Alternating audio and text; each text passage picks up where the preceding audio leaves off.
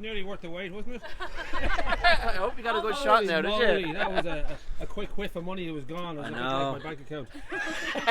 I thought it might have stopped. We were hoping I would have thought that just as a kind of, you know, it is sort of publicity for themselves in a way, and it'd be a nice little gesture to say, look at us, you know, we're looking great today. And have a look at it, but yeah, I suppose they are running so late, they may have just possibly changed plans. Yeah, true.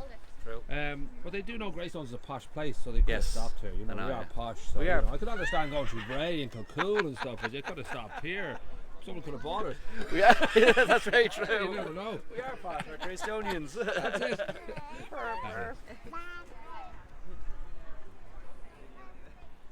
All right, Wally, we head on.